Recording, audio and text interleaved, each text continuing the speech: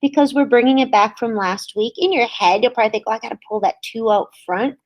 This is called a definite integral because of those limits, right? And it answers a number, and that number represents the area between the curve of this graph and the x-axis. Could I math 9 it? Yes. But if you don't have a calculator, you can't. So we're going to hop on here and do the antiderivative of 1 over x. Be careful with that one, because maybe Lindsay's like, oh, that's that power rule. I add 1 to the power and divide by it. That's going to give you that 1 over 0, which is deadly. Friends don't let friends divide by 0. We can't do that. This is the one exponent that you can't use the power rule on. So you must know its antiderivative as something, because otherwise I wouldn't have you do it. We're doing a big cumulative integration review today in BC, and I said just always keep in mind I have been taught that. So can somebody chime in what the antiderivative of 1 over x is? I could also say the derivative of what is 1 over x? The natural log of x. Yeah, thank you, natural log. And if you didn't know that, it's, you know, you might not have.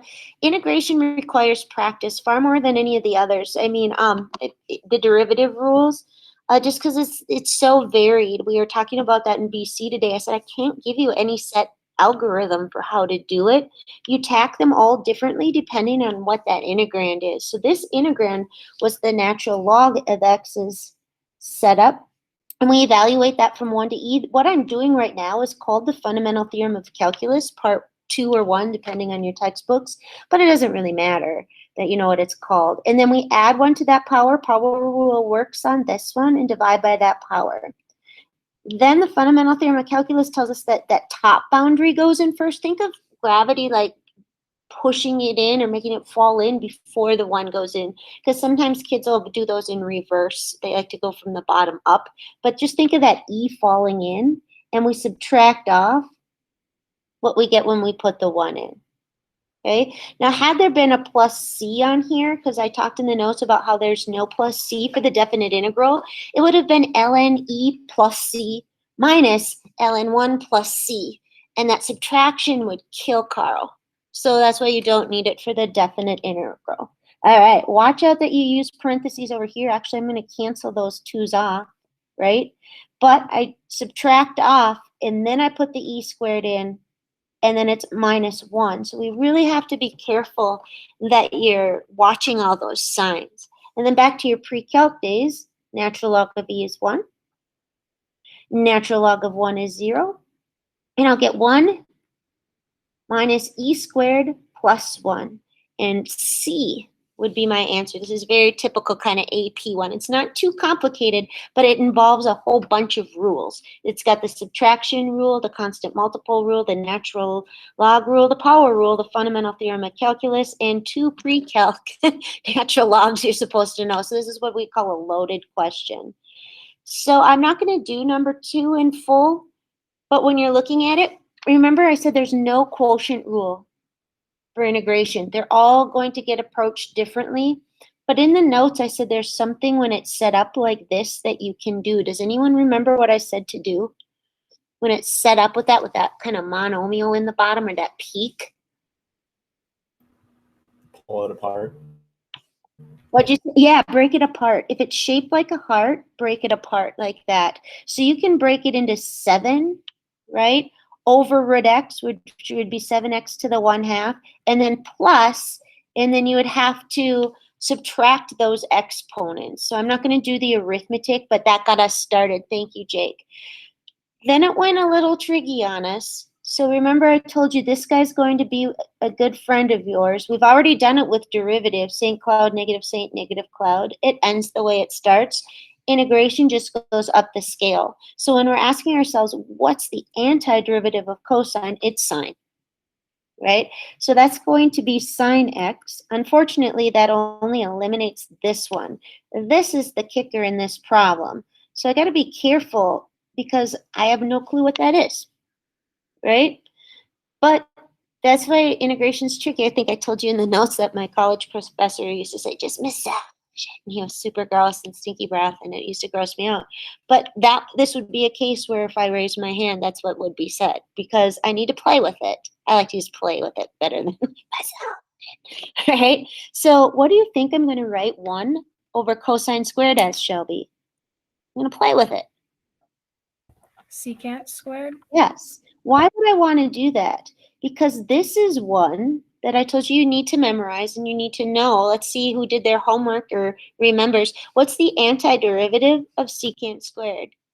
AKA the derivative of what is secant squared? Does anyone remember? Is it tangent x? It is. It is. And so just we were bringing these back today and we stopped in BC today and I said, we're just going to integrate everything you've ever integrated. And some of them had forgotten that one. And I said, the way I sometimes tell kids to remember it is the two that you have to have memorized, both have 2 S's and 2 T's in them. So that's a little helpful. So if you're like, well, it has to have 2 S's and 2 T's, that guy's got to be secant. So those 2, you don't need to memorize the co-functions. Just know that you've done them and you could Google them if you needed to. All right, so Gavin, here's the next one. On this one, I'm given the derivative. So it's always good to, I always say, box that in. I'm given the derivative. And somehow they want me to go back and get the original function. If I take its derivative, I'll get the second derivative. But remember I said to remove a rate, you integrate. So the first thing I'm going to do is say, well, I need to integrate the left and I need to integrate the right. Because I need to remove that rate of change, which is what this derivative is here, Dylan. So the antiderivative of f prime is just f. Honestly, that confuses people sometimes. So that's why I like to keep saying the derivative of what is f prime? And you'd go, f. Right, Lindsay? So over here, be careful.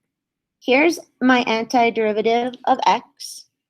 Here's my antiderivative of 2. And then I have this c. A lot of kids will leave it right here. Right here is an infinite number of parabolas that open up. Okay, so there's a whole bunch of them that open up. They all have the same slope at every x value. But I need to make sure that mine goes through 0, -1. I want this one in blue. So what do you think I need to do? How about, who haven't I heard from for a while? How about Ryan? What do you think? How am I going to figure out which specific one goes through this specific point? You're going to plug in f of 0. Yeah, I'm going to force it. Exactly. I'm going to mathematically force that parabola to go through the point 0, -1. Excellent. By putting the 0, and I can just do this in my head. If I put in a 0 for the x, everything's gone except c, and I need that to spit out a -1. So my c is a -1. Now this is checkable too. So like if you're done with the test early, Jack, a couple things should happen. First of all, your solution better go through the point 0, -1 when it works, and its derivative better be x plus 2. So you can kind of check it, Lainey. Does that make sense? So the next one is that weird notation where it looks so complicated. Like if you were to, what is this, right? It's got all this new notation that we've never had before, but you just need to get underneath it, Amy, and understand, well, what are they asking me to do? Take the derivative of the integral. And Jack, what did I say those two things do to each other? Cancel each other out. And I said, all we need to do is take the upper boundary. It doesn't matter what's on the bottom. And I showed with the notes that we end up taking a derivative, and the derivative of any constant is 0. So that could have been a 12 or a 47 or a pi. It doesn't matter. Any constant on the bottom. But then we put that top boundary in for the variable, which in this case is t. E is a constant. But if you leave it like this, there's a problem. That needs to have one more step done. In the notes, do you remember what I called it? I said dump. And I just dumped. But what else do I need to do? Take the derivative. Yeah, I called it dump and derive. Now, if this had just been an x, its derivative is 1. So when it's just an x, it's just a dump. But when it's a function of x, we dump it in and we multiply by the x squared's derivative. All right, so I'm just sort of reviewing. You guys are doing great. So this last one here, I guess I'm not going to go through this whole one, but let's talk about what's the antiderivative of e to the x. What do you think, Blake? E to the x. Yeah, so the 5's out front. You guys are doing great. The 5's out front. The antiderivative of e to the x, I go from 0 to 2. Plus, then I have the antiderivative of 1. Now, I want to talk about this for a second. What's the antiderivative of 1, Dylan? AKA the derivative of what is 1? Isn't it just x? Yeah. Now, watch this. You'll notice that when I put in this, I get a 2 minus 0, which is 2. But do you remember I told you when we started these with geometry that the function 1 is a horizontal line at 1. And if I go from 0 out to 2, I'll have a 2 by 1 rectangle. So I'll add 2 to the area. And that's what happens with our algebra too. We end up getting 2 minus 0, top boundary minus bottom boundary. So it matches, which is kind of cool. The last one, you either leave blank or you say that's the easiest one on the whole page. Because you either, there's very little memorization in this class, but when there is, you got to know it. So Hannah, do you remember what the antiderivative of secant tangent is?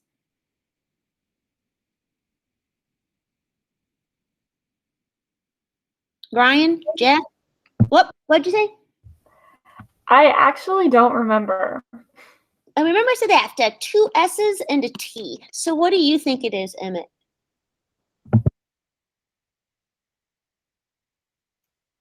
I'm not sure. Well, it's got 1 S and 1 T. So it needs the other. It's secant. Yeah, there's really no way for you to get that really without just purely memorizing it. All right, so that's done. Now we're moving on. We are going to take 3 days on this next section. We're going to do just sort of the setup basics today, just because we're going to keep all the functions just nice and polynomially, kind of like when we first started taking derivatives. But then tomorrow it's going to go difficult really fast, and we're going to back off and kind of do medium on Wednesday, and I'm hoping the medium will seem easy. That's my goal. All right, so we're going to do U-Substitution. It's the hammer of integration. It's the biggest, most powerful technique you'll use. You'll learn others, primarily in Calc 2, but even in Calc 2, when we come across integration in our application problems, it's almost always U-Sub. It's just when it's not, I had to teach them, well, then what do you do? But U-Sub's the hammer. It's the one you try first and it works the most. So if you take a look at this guy, there is no product rule for integration. There's something I want you to notice, though. It has what I call an inside function. All right, so I'm going to call that purple one an inside function because it's inside of another function. When I take its derivative with respect to x, it'd just be twice x. And what I want you to notice is twice x is in the rest of the integrand. So that's kind of interesting that its derivative is living outside of it. So take a look at what we're going to do. We're going to do something called U-Substitution. What I'm going to let U be is that inside function. And somebody first always said, it isn't always the inside function. And I said, well, for today, yes, but not forever.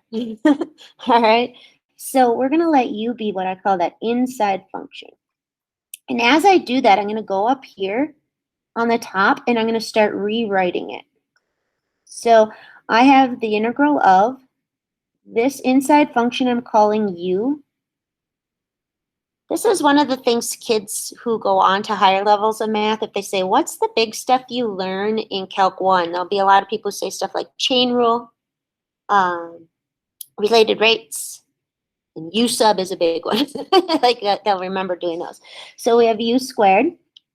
And now if you take a look at this guy right here, the 2x dx was my derivative. Isn't that interesting? I'm now sitting there with U squared du. So I'm going to draw an arrow down here. Once I have this, what I call a variable match, because I'm going to have you normally in class, these books are under your desk, and we would be using them. And I would say, Lindsay, what's the title of this book? You see it? Calc calculus of single variable. Of a single variable. And this is, half of it's Calc 1, the other half is Calc 2. Okay? It doesn't say calculus of multivariables, right? It's of a single variable, which means I can't integrate u squared dx. I can't integrate y cubed dw. But I can integrate w to the 4th dw. It's just w to the 5th over 5. You have to have what I call a variable match. So once I have it, and I call it getting it all in terms of u, then I integrate it with respect to u. I say, well, that's u cubed over 3 plus Carl, just as if it was x squared dx is x cubed over 3. All right? The last thing I tell people is, you know what, Amy? You got that hoodie on there. I can see you, though, sort of. I say this problem wasn't about you. The problem's independent variable is about x. We'll eventually be plugging in numbers for x, Caden, but I have u sitting here. So we do what's called back substitution. You take your u choice and you shove it back in. So basically, this is very common in math, where you introduce a new variable that you let be equal to something else, you use it, and then you get rid of it. Does that make sense, Quinn? It's kind of like we're going to abuse u here and then throw it out. When I'm all done, I'm not going to have that u. I'll have x squared plus 1 cubed thirds plus c. Now, let me see if I can see most of you on here. So Cameron, if I did it right, or anybody actually, because it's kind of a tricky question here. If I did it right, and I'm done early on a test, Dylan, and I'm like, I could be nice if I knew if I aced it. What could I do with this to check it? Find the derivative of the thing you took. Yeah, find the derivative, because if it's an antiderivative or the result of integration, I better get the integrand back. So watch me do that really quick. U sub is sort of the chain rules ugly brother. All right, so that they kind of go hand in hand. It's just a little uglier to use. But watch me take the derivative in green. Power out front. It'll kill off the one on the bottom. Good to see you, Jordan. And I'd end up with x squared plus 1 squared, because the 3, and then times the derivative of the guts. Notice I walked myself right back to the original. All right, so now watch this next one really slowly. And I'd write them down, to be honest. This is hard to just watch. Actually, I'd probably fall asleep. So watch this one. We can't undo a product. I could say to Jordan, hey, Jordan, while I do it with U sub, could you write it as one big polynomial for me? And you know what he'd probably say? Why me? Like, seriously, right, Jordan? Because you'd have to FOIL this and then distribute that into everything, then distribute that. He would probably be working on it for a good 15 minutes. So it's not that I can't get this one in another form that's integratable. I just don't want to. All right, so here's what we're going to do. We're going to say let u equal, and for today, we're going to focus on that inside function. Watch me start to rewrite it. I'm going to cross this off. This is my u choice, and it's being raised to the 5th power. I now have created a u to the 5th. My problem with it, Shelby, is that the rest of the integrand is x dx. I can't mix those variables. So here's what I do. I'm going to take the derivative of u with respect to x. And I get twice x. And I'm going to say, well, I can go all to use. I need to get it as calculus as a single variable. I need to get that single variable, but I'm going to need to multiply over here by the dx. But let's go back up and take a look.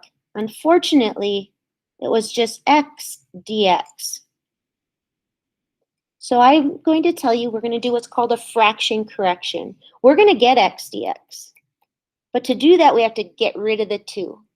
And to get rid of the 2, we'll take a half of both sides. So what I'm left with here is a half du. But what did I say we always do with those constants, Caden? What do we always do? What'd you say? Add them on. Bring them out front, actually. But I could think that's what you meant. So we're going to bring that out front. And you'll start doing that in your head. You'll just, as you're going to write like 150u, you're going to throw it out in front of the integral. Now that we have it all in terms of u, Gavin, I'm going to integrate it. Just as if it was x to the 5th dx. Okay, so I'm going to add 1 to that power. I'm going to divide by that power. I'm going to remember I have the half. I'm going to remember Carl, right? There's a lot going on here, Jack. When I'm all done, Jordan, and you turn it in, suppose you turn in that. You're going to get it back, and it's going to say 4.5 out of 6. Can you tell me how you lost a half a point? You forgot Carl. That's the half. Yeah, that's the little mistake. That's not going to kill you. Even if you did it on every problem, you could still get a B plus, A minus. Those are halvesies. Okay, now you're at 5 out of 6. What's a bigger issue with what he wrote, Quinn? He didn't plug in the integrand. Yeah, this problem wasn't about u. This problem was a function of x. And when it becomes a definite integral, these are going to be limits for x. So we need to get u out of there and put the x expression back in. So we're going to have that x squared minus 1 to the 6th over 12 plus c.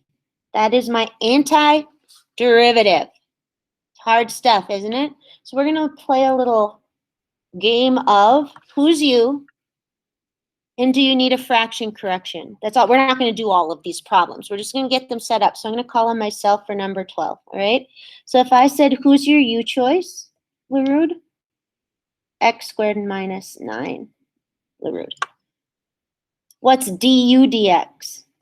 Du dx is 2x. So instead of writing du dx is 2x and then multiplying, you're just going to write it in one chunk. Save yourself a little time. And I'm going to say, is that what I want, or do I need a fraction correction? And you're going to go back and look at that integrand and go, okay, that's u to the 3rd. The rest of it's 2x dx. I have 2x dx. So I don't need to kill anything off. It's good. That's all we're going to do right now. So I'm going to start off with you, Shelby, because you're in the top left corner. And I'm going to ask you some of those questions. We're just going to cycle through this page really quickly. Who's you, Shelby? The square root of 3 minus 4x squared. Just the 3 minus 4x squared. Just the inside function. Okay? Who's your All right. du? That's okay. Who's the derivative of that? Negative 8x. We get negative 8x dx. It's actually du dx equals negative 8x, but we whip that dx over to the other side. Then we're going to go back to the integrand, Cam, and I'm going to say, is that what I want, or do I need to tweak it? I call it a fraction correction. So I want you to analyze this integrand, Cameron, and tell me, do I want the negative 8x, or do I need to tweak it or kill it off? I think you want it. I do. That's done. Okay, we'll go do some in full in just a second. So let's go to Lainey. Lainey, who's you on number 16? X cubed plus 5. Perfect. That's now u to the 4th. But I can't have x squared u to the 4th dx. That doesn't make any sense. Jack, what's our du? I'm not sure. What's the derivative of this? 3x squared. Perfect. And it's actually, that's what the derivative of u is, dx. So we multiply by the dx. Then I'm going to go back to the integrand, and I'm going to kind of take a look at what I've got going in there, right? I've got my u to the 4th right there. So if I were to set this up, I'd say u to the 4th. But this is just x squared dx. I need to kill it off, Ryan. There's no 3 in there. How do I kill it off? I do a fraction correction. So now that stuff right there, that x squared dx, we're going to replace with 1/3 du, but you're going to throw it out front. All right, what do we think? I want you guys to go try number 18 on your own, just setting it up. We'll go do some in full in just a second.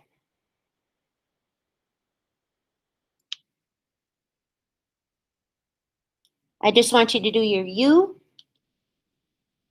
and your du and decide if you need a fraction in front of the du.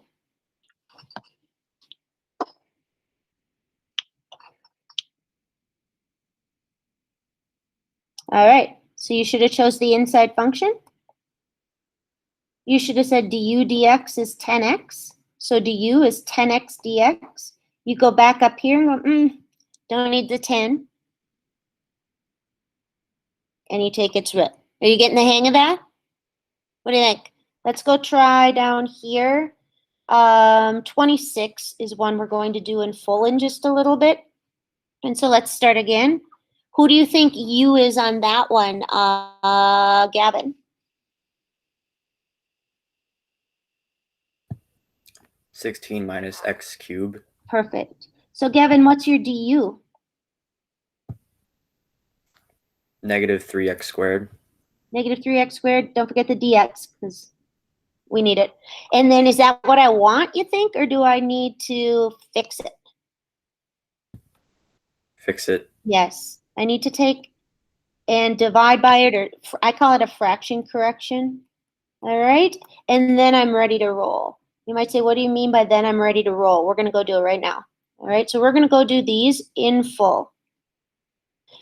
Best case scenario, you go like this.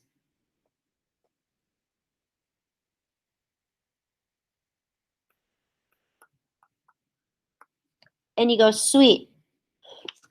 I'm ready to roll. This is just u cubed. And the whole rest of that integrand is du. No fraction correction needed. So Lindsay, what's the antiderivative of this guy? U to the 4th divided by 4. Yep. And then don't forget, once you take that antiderivative, we need Carl on there. And then again, this problem wasn't about you. So we go back and we put our u choice. It's called back substitution. Kind of common. Okay? And it's done. Now, moving on to the next one. When you go do your assignment today, there's going to be a lot of numbers out front. There might be a 7 here, so I'm going to have you go put one right there. And there might on the bottom be a 3. And it looks so much more complicated like that, Amy, but I'm going to tell you, no matter what constant's in there, get it out. Okay? So just take and throw that 7/3 out front and just deal with. You don't have to, and I think the Delta Math key doesn't do that, but it's so much easier just to get out those constants just out of your way, and then you'll proceed as normal. I'm going to ask, who haven't I called on today? I think I've hit pretty much everybody on the screen that I can see. Let me see who I haven't called on. Who's you, Emmett? X to the 3rd plus 5. Yep, so he goes like this, right? Keep in mind, the 7/3 I just pulled out front, right? So he's sitting there with a u to the 4th. Great. But now he needs to take its derivative, and he gets 3x squared, right? dx. Unfortunately, after I pull that constant out front, there's just an x squared dx left in there. So we're going to need to pull a 1/3 out front to replace that x squared dx. So I'm going to set this one up with Emmett's help here. So the constant I took out front at the beginning, that was the 7/3. I then had u to the 4th, right? But the x squared dx right here was a 1/3 du, but we pull the constants out front. What do you think, Jordan, sorry, flashback to the last 2 years, right? It's very awkward at first. This isn't done, by the way, but I want to just do one more and finish it completely, and then I want you to go practice a little bit. What we're going to do on this one is I'm going to throw a constant out front, maybe a -11. It doesn't really matter. And I'm going to ask some people what to do next. Jake. If this is your Delta Math, because you're going to be turning in your work and you're going to show it super neatly, okay? There's 10 of them. If you show it neat and keep it organized, you should cruise through and be done fairly quickly. All right. So Jake, what are you going to do first? I'd pull the constant out front. Yes. You don't have to, but I like it.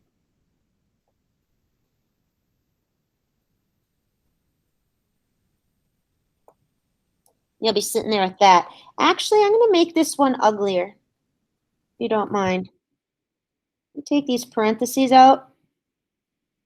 Because the delta math got a little uglier than we practiced first hour, so which is good. Okay, I'm going to make this a, let's pretend that instead of squared, it was a square root. So I'm throwing a constant out front. The delta math had more constants and more roots in it, so I just want to make sure. All right, so Jake, back to you. What would be the next thing you do? I'd write down what u and du are. Okay, and what's the u? 16 minus x to the third. Because it's the inside function. Yep. And who's du? Do you want to just keep going? I'll have you go until you make a mistake. Who's du? Sure. It's negative 3x squared. Negative 3x squared. Don't forget the dx. You're going to go back to what's left after you took the constants out and go, not digging the negative 3. So what are you going to do with it? You do the fraction correction, so it'd be a third du. And I'm going to see this. Sometimes I used to have kids put in a box and I'd say, I'm not even going to look at your paper if you don't have your helper box there. Okay, it needs to be there. So then what you're going to do, until you get like much more practice, you're going to do a rewrite, Jake. All right, so I have the negative 11 out front. I have the integral. In the denominator, I had that root of my u choice. The rest of it, which I have kind of in that like kidney-shaped thing, I'm going to replace with negative 1/3 du. Some books will put the du on the top here. I actually like it over here with the 1 on top, but that's just my preference. But I also did a negative 1/3, so that's got to go. Do you see all the room for error on here, Josh? Jordan. Sorry, did it again. All right, so Cameron, you're up. I need to see the power to use the power rule. I've got it all in terms of u, so I'm ready to integrate it. But how am I going to rewrite this 1 over u? U to the negative 1/2. Perfect. Now I'm ready for the power rule, Dylan Langley. I'm going to add 1 to the power. 11/3 is already out there. I'm going to add 1 to the power, disguised as 2 over 2. I divide by that power. Same as multiplying by a reciprocal. And then I add my good friend Carl. Wow, right? Is it done, Quinn?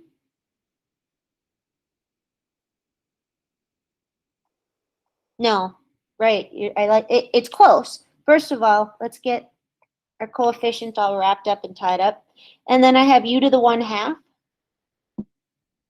And then my c. And we're done.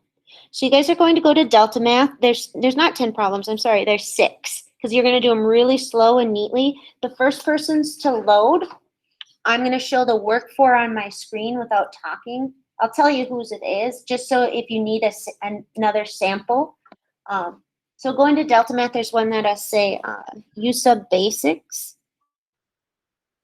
And we'll, the first one to pop up on my screen here, I'll throw on the paper. So one of you is going to get one done for free here.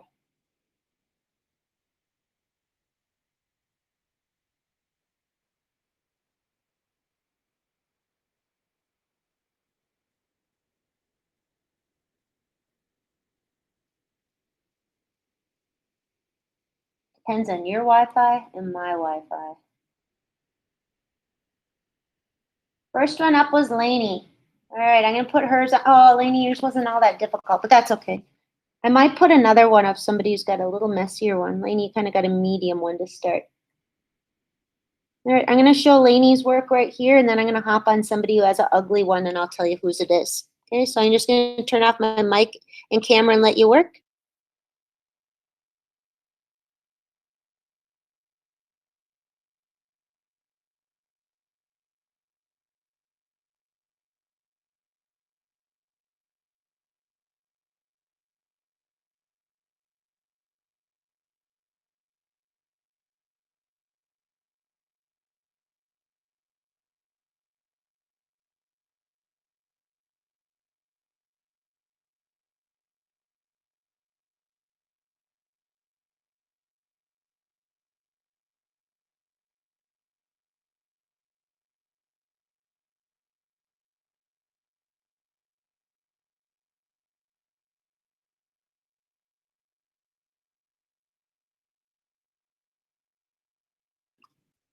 Your submission today on the Google form is your work for the 6 problems. Okay, so make sure you're doing it like really neat. That's why I didn't assign very many. It should be looking like mine up here at a minimum.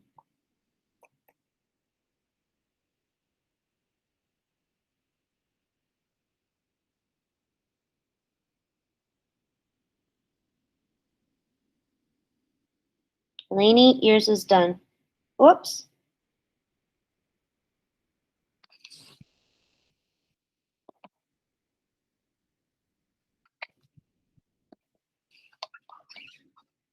I'm gonna hop on somebody who has a hard one for their first one. Ryan Wingard, yours is kind of a mess. I'm gonna hop on yours next.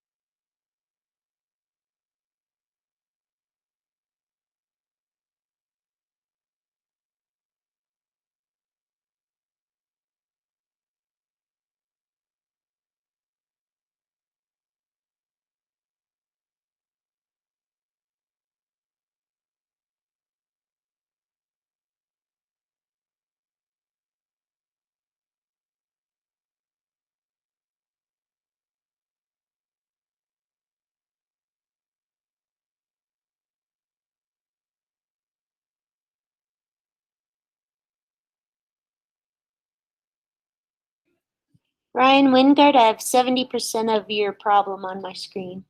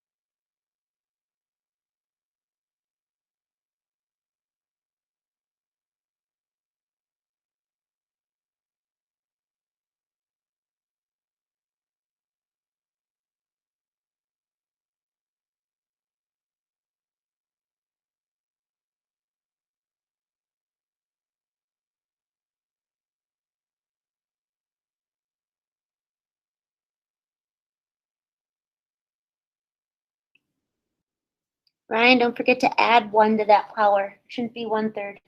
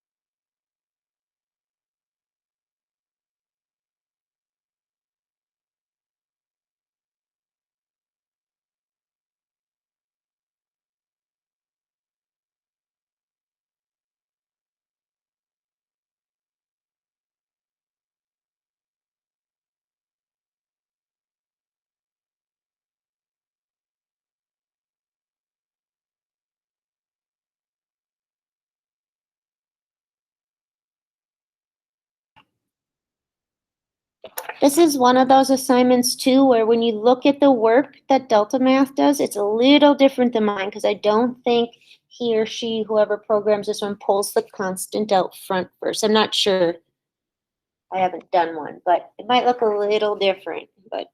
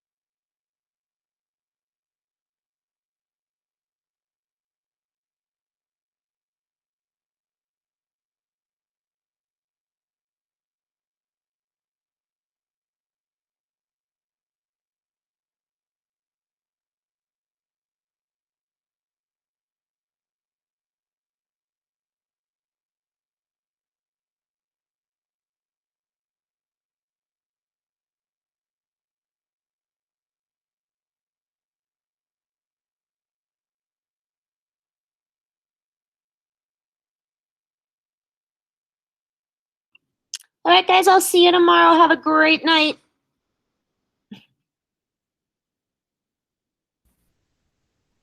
See you, LaRude. See you later.